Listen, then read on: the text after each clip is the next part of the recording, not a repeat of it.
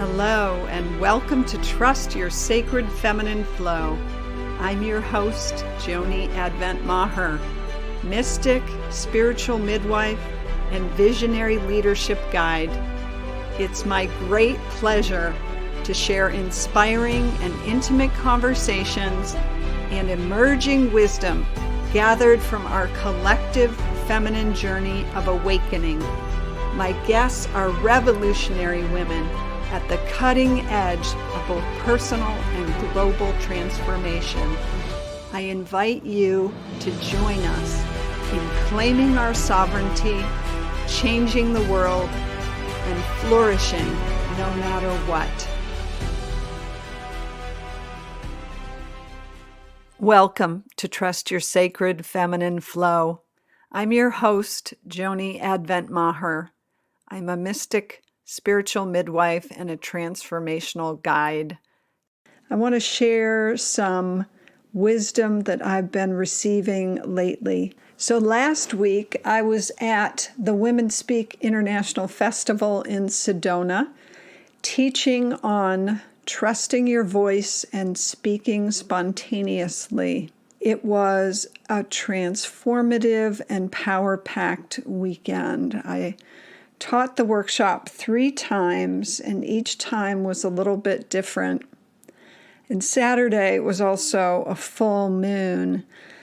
So it was quite intense, and I felt like the volume was being turned up on my own transformational work. And I spent the day in tears, not boo-hooing tears, just a soft, gentle stream of tears.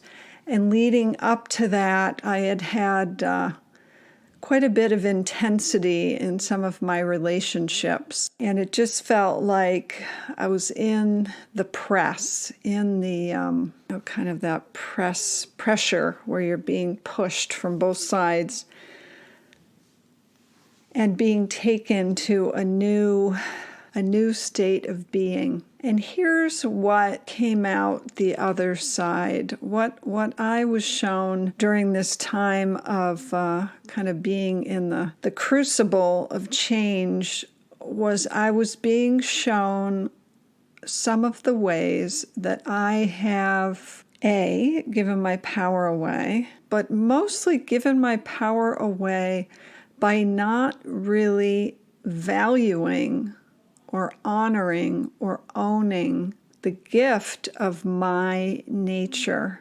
I was seeing others as more capable or valuable or together or strong, more competent. And I realized that I was being shown through some of my relationships ways that I had devalued my nature, my feminine nature in particular. And for most of us, for all of us, we are living, I'm not going to make assumptions for other places, but here in the States and in our Western culture, there is so much value placed both on the mind and our reasoning capacity, even on the whole issue of science over spirit. And because I have always been,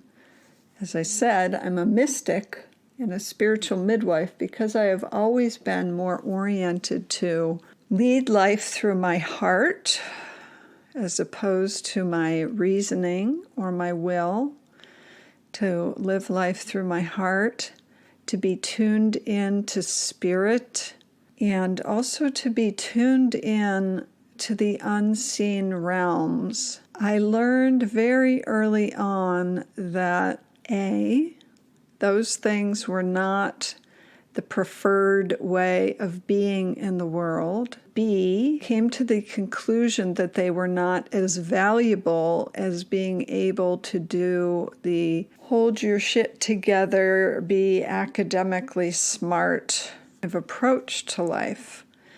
So I divorced myself really early on from my essential nature And I began to feel not enough, not good enough, like I didn't measure up.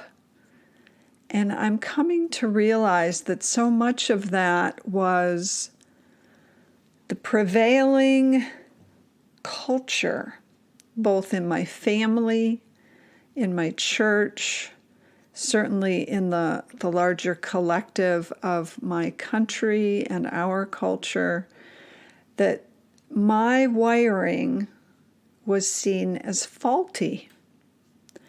And maybe you've experienced that as well. Maybe there's a way in which you have received the message that who you are is flawed or faulty in some way, that it goes against some prevailing culture within your family or your community or your larger culture. And I came to realize this weekend at a new level, in a new way, the value and the importance of owning and embracing the truth of who we are. And for me, owning and embracing the truth of who I am. And I was able to spend some time with women who were able to mirror for me who I am in terms of my gifts and my wisdom and the value that that brings to them in their life and to others in their life. I got to meet lots of women, and as I showed up authentically as myself, even in this more full way, valuing my emotional nature, valuing my spiritual connection, and not looking to my sisters who maybe are more linear or just thinking types. If you're looking at the Myers-Briggs, I am not a thinking type. I am an intuitive feeling type, and maybe you are as well. And I know that I have often looked at my sisters and even brothers who were thinking types and saw them as having more value because that's what was reinforced all around me from a very young age. And I didn't realize until just last week how subtle that programming went inside of me. I was recognizing the ways that I was giving my power away to people outside of myself who I saw as, again, this having it all together. So I'm sharing this with you today because I believe there is value in recognizing that to the extent we feel not enough, to the extent we have an inner critic that is telling us we're not doing it right or we're not okay, to that extent there is still a place inside where we are not wholly valuing or embracing our true essential nature. So whether it's a matter of being too much or not enough, there is some, what is the word I'm looking for? It's current. There is a current that still exists within you that is not loving and embracing or honoring who you are. So the gift that I received, felt like I got this message both from my higher self and from spirit that was something like this: own it, honor it, and bring it. So own it to the extent of really owning who I am, and for you, owning who you are, owning your essential nature, whatever that is. Maybe it's deeply sensitive and emotional and intuitive. Or maybe you are one of those folks who was wired differently and you have a lot of reasoning capacity and you think with this brilliant brain of yours. Not that those of us that are intuitive and feeling can't have brilliant brains, but we just use them differently. But to own it, like own who you are, and then honor that. Don't just own it, but honor it. Like recognize this is your sacred essence. This is the divine expressing through you in this unique way, in this unique combination. And then finally, bring it on, bring it out into the world. This is what the world needs from you. This is why you came in this time, in this place, with your unique personality, gifts, and wisdom, for you to bring it. Because nowhere else on the planet, nowhere else in the universe, do we have the capacity to receive what you have to bring. So I think about the rainforests, and I think about the planet and all the species that are available to us. And I know that there are researchers and scientists who are still discovering ways that these unique species in the middle of the rainforest can be used to support our well-being as a planet. And I think the same is true for each of us, and the same is true for you, that you are a unique species, you are a unique essence that does have the potential to be a game changer for the collective just by showing up, by owning it, by honoring it, and by bringing it into your life. And I don't mean you have to be this big movement maker, this big creator of a movement, although that may be your calling. But even just in your life, even in your relationships, in your community, wherever the case may be, you showing up fully in your essence changes the fabric, the whole matrix, the whole fabric of the cosmos. It changes the whole fabric of the human collective field. So I want to encourage you to get a little more risky and to get a little more edgy with this and to be more daring in terms of bringing yourself out. And it may begin with those who can see you and who can reflect back to you the beauty of who you are and the gorgeousness of your essence. Find those women, find those people, find those who can do that. And then I encourage you to move through your life with the question, how can I show up in this situation even more fully as myself? How can I bring even more of me to this situation?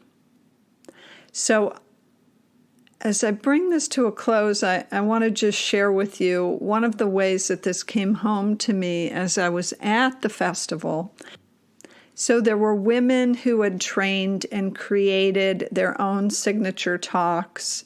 And the thing that kept coming through time and time again, the talks that were the most impactful and that really shook my foundation were the times when these women were just purely, unapologetically showing up as themselves and showing up as what they had to bring to life. And as I was teaching the workshop on trusting your voice, I came to recognize at an even deeper level, to trust our voice requires that we trust ourselves, that we trust that there is this inner being, this inner wisdom, this inner self that is a deeper version, that it's not at the level of the mind. The mind is really the servant to this deeper reservoir of wisdom and of truth. And that to allow ourselves to trust that, again, goes back to honoring it, to seeing its value. And if you haven't had that reflected back to you, it's worth finding those who can do that reflection for you, who can see you and show you the value of that. That is part of what I received this weekend. So as we bring this to a close, I want to thank you for being here, for sharing this journey over the last 3 years with me, and for being a leader in your own life by doing your own personal growth work and transformation, and by allowing that to ripple out into your life and community. And I want to share with you one final piece, which is to say that recently I have created a chrysalis community and a mentorship program for women like you who know that they have unique and special wisdom that they're ready to develop further and put out into the world as their life's work. It's for you if you could use a supportive, safe community to have those that can reflect back to you your gifts and wisdom to help you clarify and see what the optimal direction is, the optimal form is for your sacred work. And it's a place to do that inner work on the valuing of yourself, the valuing of what you bring. So if this is something that speaks to you, if you feel a deep yearning to share the depth of your wisdom and experience in the world with more impact and to create more prosperity from that, I would love to have you join us.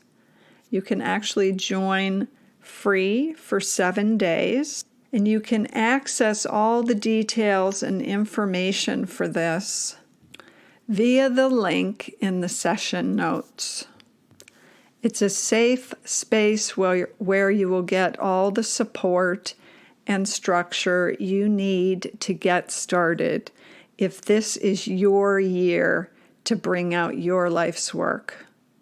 So, beloved, as we close, I want to remind you to own it, to honor it, and to bring it.